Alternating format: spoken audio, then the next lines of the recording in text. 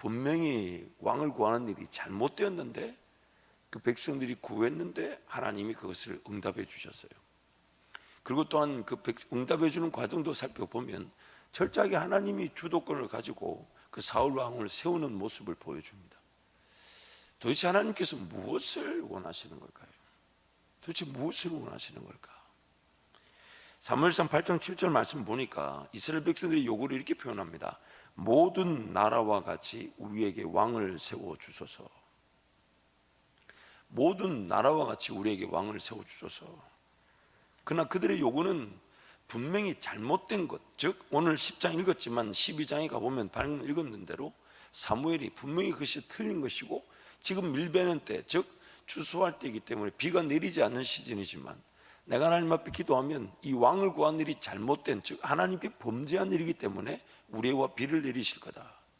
그래서 하나님이 우리와 비를 내리니까 백성들이 하는 말이 우리가 모든 죄악 중에 왕을 구하는 죄악을 더하였다라고 그들도 인정합니다. 여러분, 오늘 이 말씀이 하나님께서 아담과 하와 그 당시에 일어났던 죄악, 그리고 그것이 오늘 이 이스라엘 백성들 형편에도 나타났지만 오늘 우리에게도 이런 죄악이 일어나고 있다는 것을 지금 분명히 하고 계십니다. 하나님께서는 하나님 앞서, 즉 이스라엘 백성을 앞서 가시고 우리 앞서 걸어가시는, 그래서 그것으로 하나님과의 동행의 내용을 분명히 하셨습니다. 모든 판단과 선택과 결정이 하나님께 달려있음을 기뻐하는 것이 지음을 받은 백성들의 반응이자 책임이며 또한 그들에게 요구되어졌던 것입니다. 그래서 우리가 하나님께 모든 것이 달려있습니다라고 기도하러 달려 나온 것은 이것은 율법적 차원에서 하나님께 내가 이렇게 드렸으니 하나님이 나에게 응답하실 것이라는, 그렇게 해석될 수 없는 것은, 우리가 이렇게 달려나와 기도하는 것은 또 이것이 비단 시간을 구별하고 삶을 구별한 내용이랄지라도 하나님이 창조하신 그 진리에 내가 제대로 반응하는 것 뿐입니다. 목이 마르다, 그래서 물을 찾는 것은 내가 목이 말랐기 때문에 물을 얻었다라고 말할 수 없는 것과 마찬가지입니다.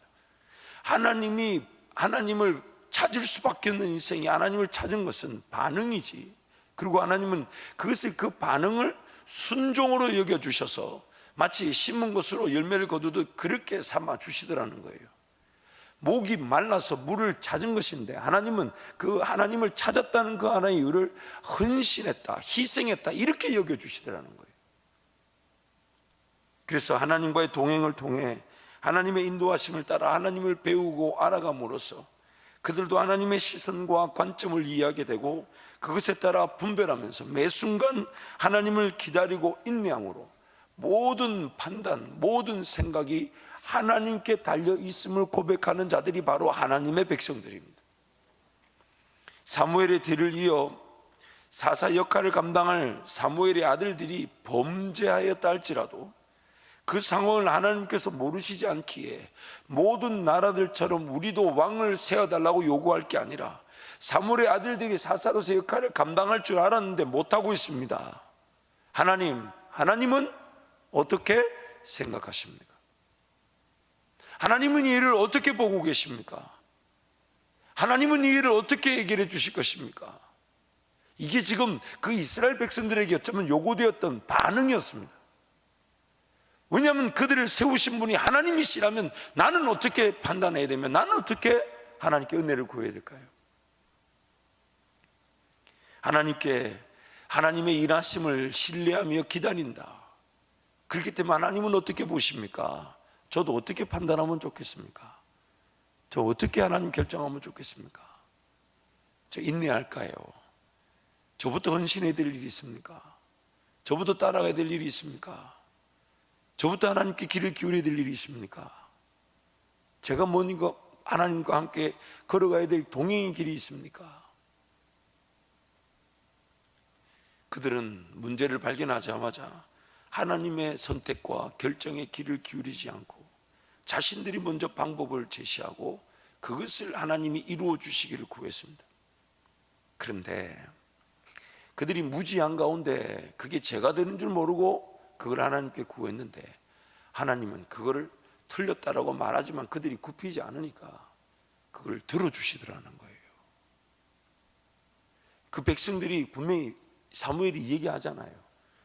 이스라엘 사무엘상 8장 말씀 보니까 그거 틀렸다, 잘못됐다. 그러면서 하나님이 이어서 뭘 얘기하자면, 그들이 만약 너희들 가운데 너희들이 요구대로 왕이 세워지게 되면 너희 자녀들이 그 왕의 노예가 될 것이고 너희 자녀들이 그 왕의 괴롭힘을 당하게 될 것인데 그래도 괜찮겠냐? 심지어 그 왕 때문에 너희가 하나님께 기도할 때도 하나님이 응답하지 않을 수도 있다. 그게 8장의 내용이죠. 근데도 이스라엘 백성들이 우리에게 왕이 있어야 되겠다고 얘기하죠. 우리가 두려워야 될 것은, 하나님께서는 자기 백성들의 선택과 결정에, 이 선택과 결정을 제대로 할 수 있도록 말씀을 주시지만 내가 선택한 것과 내가 결정한 것을 번복하지 않으십니다. 이걸 우리가 두려워해야 돼요. 내가 이거 하겠다 막지 않으십니다. 여러분, 지난날의 삶을 생각해 보세요. 하나님 막으셨어요? 하나님을 그렇게 몰랐고 하나님을 제대로 따르지 않는 길을 선택한 나인데 하나님이 그 일을 막으셨습니까? 여러분, 막으셨어요? 설교가 길어지는 건 이게 누구 책임이라고요, 여러분? 아니, 막았어요? 안 막았어요? 안 막으셨어요. 물론 경고는 하셨을 수도 있어요. 근데 그게 안 들렸더라는 거지. 우리 귀에 안 들렸다는 거예요.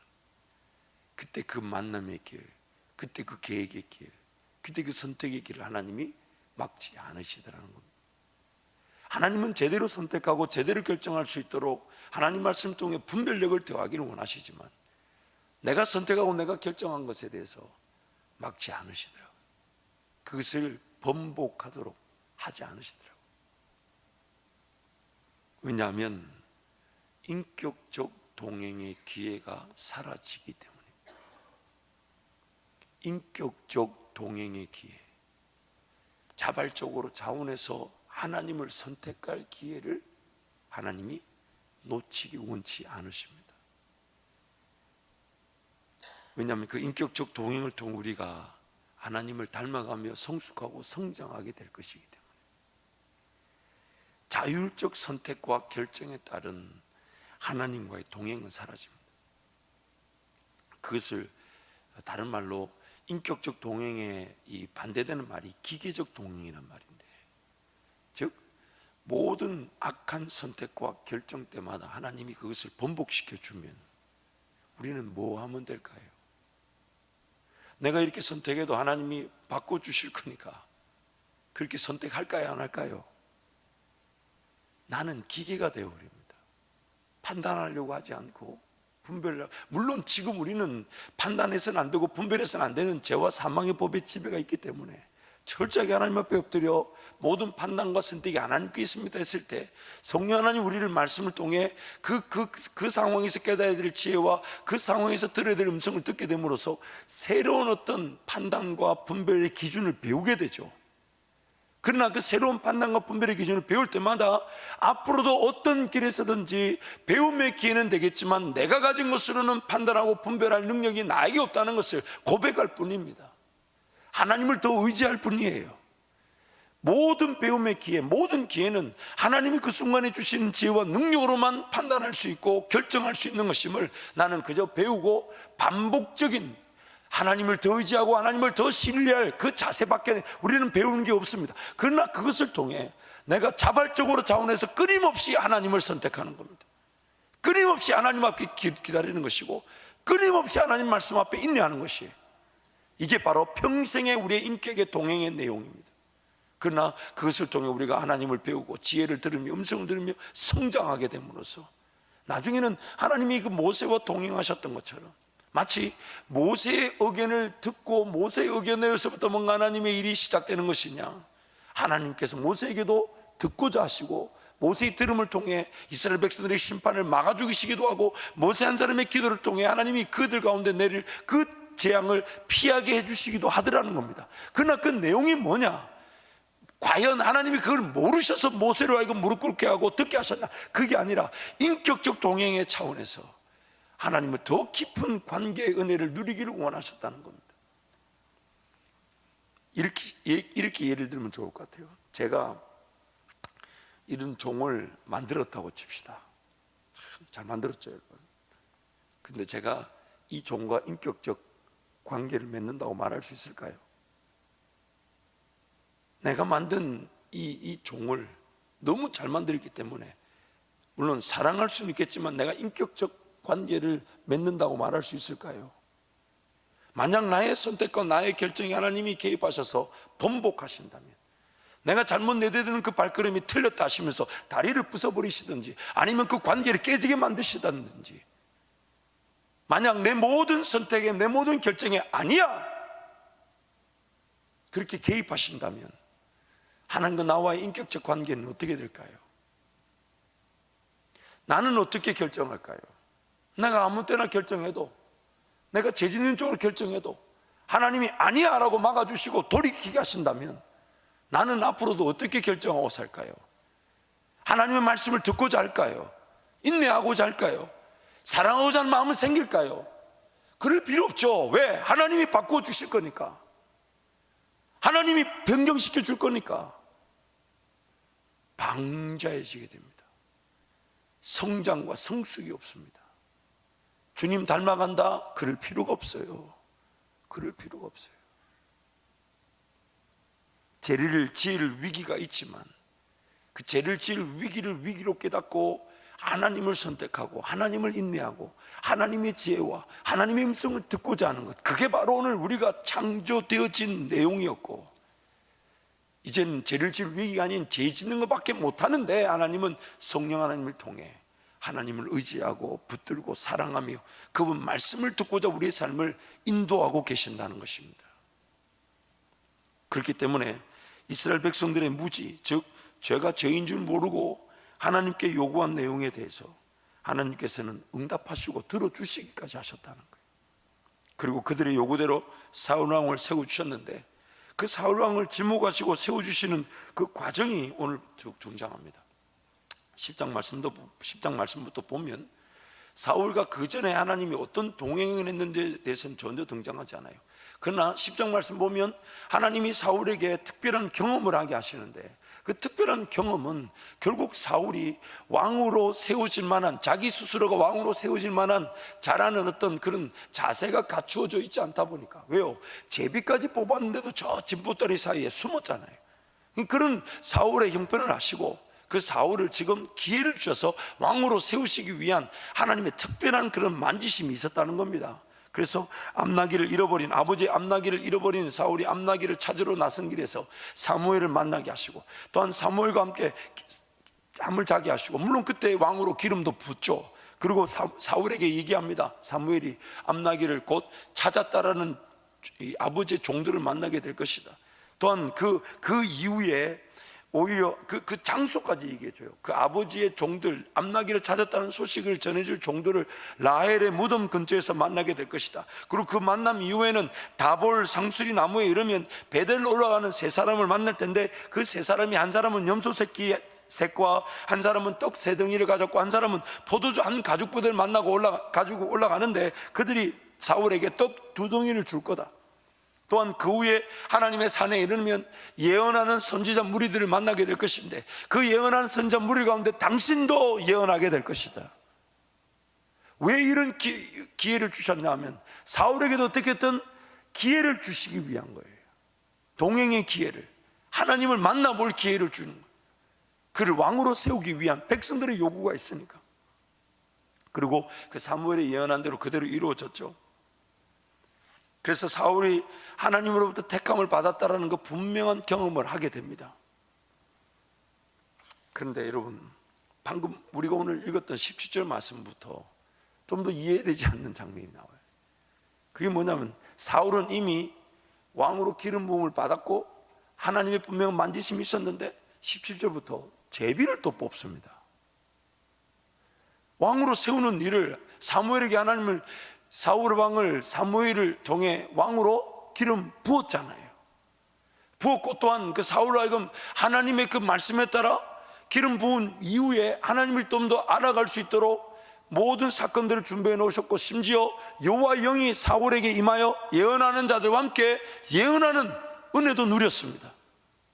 그런데 오늘 17절부터 보면 그 사울 왕을 세우는 일에 사무엘이 미스바로 모든 백성들을 불러 모아놓고 제비를 뽑습니다. 왜 제비 뽑을까요? 제비를 왜 뽑을까요? 기름 부었잖아요. 지금 사울에게 하나님 만나, 그리고 이 사람이다 이러고 세우면 되는데 왜 제비를 뽑을까요? 제비를 뽑지 않으면 백성들이 동의할까요? 안 할까요? 백성이 동의할까요? 안 할까요? 안 하는 거예요. 그래서 그 백성들이 인정할 방식으로 제비를 뽑습니다. 하나님이 제비의 결정권자시지만 사람들이 그 통에 있는 것들을 뽑을 때마다 자신들도 동의할 수밖에 없는 거예요. 왜요? 자기들이 뽑은 사람이 아니기 때문에. 그리고 사울이 뽑히자마자 사울은 더 자기가 사무엘을 통해 기름 부음 받았죠. 또 하나님의 특별한 인도하심에 따라 하나님을 체험했죠. 또 제비까지 뽑혔죠. 백성들에게는 백성들이 하나님의 세운 사람이라는 동의를 하나님 만들어내셨고, 사울에게는 자신이 정말 왕으로 세움 부음 받은 것에 대한 확인이 계속되고 있는 겁니다. 무엇보다도 여기서 우리가 던질 수 있는 질문은, 만약에 하나님 다윗과 같은 사람을 백성들 앞에 세웠다고 내세우면 백성들이 좋아했을까요? 아니라 했을까요? 지금 사울에 대한 이 외모가 지금 등장하잖아요. 성경이 지금 외모에 대해 얘기하잖아요. 사람들의 머리보다 한 키가 더, 머리 하나가 더 있더라. 그리고 백성들이 그걸 보니까, 그래서 여러분 사무엘이 이새의 아들들에게 가서 이제 다윗을 만나는 장면, 다윗은 8번째 막내인데 첫 번째 아들 만나는 장면에서 주님이 이렇게 얘기하십니다. 하나님이 이렇게 얘기하세요. 사무엘상 16장 7절 말씀 보면 이런 말씀이죠. 여호와께서 사무엘에게 이르시되 그의 용모와 키를 보지 마라. 내가 이미 그를 버렸노라. 내가 보는 것은 사람과 같지 아니하니 사람은 외모를 보거니와 나 여호와는 중심을 보느니라. 중심을 보느니라. 사울이 버림을 받고 난 다음에 하나님이 사무엘을 통해 하나님의 방식대로 다윗을 세우실 때, 백성들의 요구에 따라 세워졌던 사울과는 다른, 그래서 사울 왕의 표현에 따르면 키가 작고 용모가 아름다운 소년, 사울의 값없이 어울리지 않는, 골리앗의 표현에 의하면 아주 작은 소년, 사무엘의 눈에 볼 때 큰아들 엘리압과 비교해 봤을 때 아버지 이새조차도 다윗을 불러서 사무엘 앞에 세우려고 하지 않았던, 그러나 하나님 관계 중심의 삶을 살았던 다윗. 만약 그 다윗을 사울이 지금 서야 될 자리에 대신 세웠다면 과연 그 백성들은 다윗을 왕으로 인정했을까요? 안 했을까요? 지금 하나님이 사울을 세우신 목적, 그 백성들의 요구 수준에서부터 그들이 인정할 자들, 분명히 왕을 세우는 일은 틀린 일, 죄악이라고 하나님이 얘기하셨는데도 왕을 세워달라니까 그들이 요구 수준대로 왕을 세워줘 봅니다. 그러나 이것도 하나님은 그 백성들에게 분명히 잘못된 일인 줄 아시지만 아십니다. 왜냐하면 그들이 그렇게 결과를 보지 않으면 그 죄악에 대해서 죄인 줄 모르기 때문이에요. 분명히 하나님 아니라 그러셨어요. 죄라고 얘기했어요. 괴롭힐 거라고 얘기했어요. 그러나 끝까지 우리도 모든 나라들처럼 왕을 세워달라. 결국 오늘 우리 삶에 하나님의 이 목적, 그것은 뭐냐면 우리는 지금 하나님의 말씀으로 듣고 죄라고 깨달을 만한 능력이 없다는 겁니다. 없다는 거예요. 하나님의 음성을 음성으로 식별할 줄 모르다 보니까 하나님의 기록된 말씀만으로도 읽고 또한 성령의 깨달음을 통해 분명히 하나님의 은혜를 누리겠지만, 안타까운 것은 일정한 수준, 어떤 일정한 기간 동안, 아니 평생에 또 그것이 반복되고 나타날 수 있는 간헐적인 죄가 될 수 있겠지만, 우리는 하나님 말씀을 말씀대로 듣고 죄를 죄로 깨달을 만한 능력이 우리에게 없다는 겁니다. 그래서 틀린 줄 모르고 끝까지 요구하고 죄인 줄 모르고 관철시키고자 하는 게 우리 본성입니다. 이스라엘 백성들이나 우리나 영적 상태가 다른 게 아니잖아요. 베푸신 은혜가 다를 뿐이지 영적 상태는 마찬가지입니다. 아니, 우리가 지금 더 타락해 있을 수 있어요. 우리가 더 어두워진 상태에 있을 수 있는데, 하나님이 지금 우리에게 말씀하고자 싶은 내용이 뭐냐면, 하나님의 말씀만을 가지고 그들이 죄를 죄인 줄 모르더라는 겁니다. 그래서 틀린 것인데도 그 백성들이 요구했다는 이유로, 그래, 한번 너희들이 요구대로 내가 한번 일해 줘볼게, 너희들이 요구대로 사람을 한번 세워볼게. 그래서 하나님이 사울을 세우는 모든 일의 주도권을 가지고 그들 방식대로, 또한 사울에게는 분명히 기회가 될 만큼, 사울에게는 분명히 기회가 될 만큼 동행하며 자신을 왕으로 부르신 하나님, 그리고 하나님을 좀 더 의지하고 하나님을 좀 더 신뢰할 수 있는 충분한 기회가 되게끔 하나님 사울에게도 기회를 주신 것이고 백성들에게도 기회를 주신 것이지만, 그러나 그 사울의 결론이 무엇입니까? 사울의 결론이 무엇입니까? 끝내 하나님 앞에 버림을 받게 되는, 하나님을 더 의지할 기회로서의 그 관계를 잃어버렸기 때문에, 아니, 그 관계 중심의 삶을 살지 않았기 때문에 기회에 세워진 그 자리가 자신을 멸망시키고 말더라는 겁니다. 오늘 우리에게도 이런 기회, 위기가 늘 도사리고 있습니다. 하나님과의 관계 중심의 삶이 아닌데 뭘 얻고자 하고, 뭘 취하고자 하고, 어디 이루고자 하는 욕심. 근데 그런 것들이 좀 잘 안 돼서 안타까워하는데, 저는 그게 오히려 감사한 거죠. 구하여도 얻지 못하면 정욕으로 얻지 못한다. 얻지 못하는 수준도 차라리 안전한 거예요. 그렇지 않을까요? 내가 기도하지 않았는데 잘 됐다, 내가 하나님과 관계 중심에 살지 않았는데 뭔가 얻었다, 위치를 가졌다, 오히려 그것이 나를 수치스럽게 만드는 일이 되는 것일 때, 주어지지 않는 게 감사한 일이에요. 그런데 안타까운 것은 주어질 때가 있더라는 겁니다. 주어질 때가 있더라는 거예요. 하나님과의 관계 중심의 삶을 살지 않았는데 나에게 물질이든 영향력이든 가치든 주어질 때가 있더라는 겁니다. 그리고 거기에 속아가지고, 그거 관리하고, 그거 유지하고, 그거 수송하느라 하나님과의 관계를 계속 소홀히 하고 잊어버리는 상태. 그게 바로 우리가 당하는 제약된 세상에서 피할 수 없는 안타까운 일, 무지로 인한 제약입니다. 무지로 인한 제약. 죄를 말씀을 통해 깨달을 수 있는 은혜가 기어이 우리 요구와 우리가 원하는 대로 내버려 뒀다가 죄인 줄 깨닫고 돌아오게 되는 우리의 이 연약함. 물론 죄를 깨닫고 돌아오는 것도 은혜지만 무엇을 놓치게 되냐면, 인생이라는 그 소중했던 시간이, 하나님과 동행하며 하나님을 더 닮아가고 하나님을 더 알아갈 수 있는 시간들을 놓쳐버렸다는 거예요. 놓칠 수 있다는 거예요. 그때는 은혜인 줄 알았는데 지나고 보니까 그게 은혜가 아니었구나. 물론 구원해 주셨죠, 하나님. 물론 나를 인도해 주셨는데 지나고 보니까 그 은혜가 그 앞선, 즉 좀 더 하나님 앞에 인내하며 하나님의 인도하심, 하나님 말씀을 통해 제대로 분별하고 제대로 선택했어야 되는데, 제대로 분별하지 못하고 선택한 일에 넘어지고 쓰러져 하나님이 도와주시긴 했지만 그 은혜보다 더 큰 은혜가 있었는데, 광야 40년 동안 만나고 메추라기 먹는 것보다 가나안 땅에서 심고 거두는 열매가 있었는데,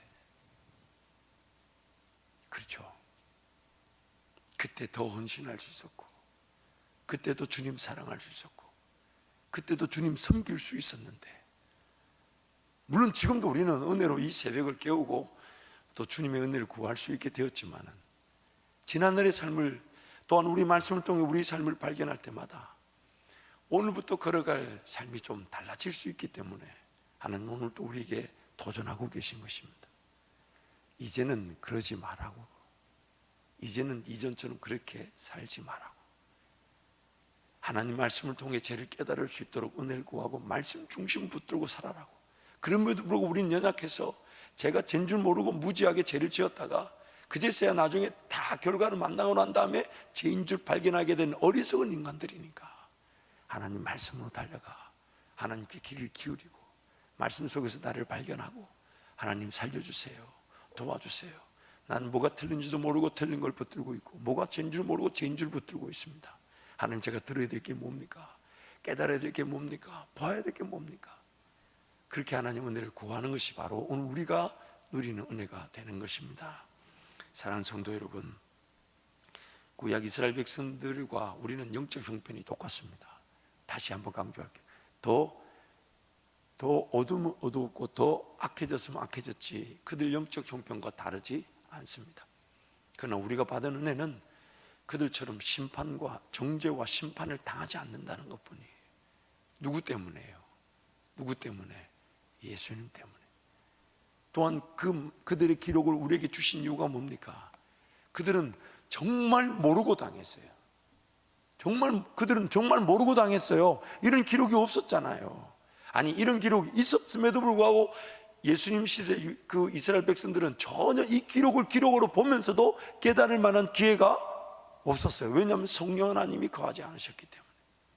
근데 오늘 우리에게는 이것이 본보기와 거울처럼 주신다 하셨으니까 오늘 이 말씀 중심으로 하나님과의 관계 중심으로 하나님을 엎드려서 끝까지 하나님 기다리고 하나님의 지혜를 구하고 쉽게 결정하지 않는 겁니다. 쉽게 선택하지 않는 겁니다. 왜냐하면 하나님은 어떻게 생각하실까?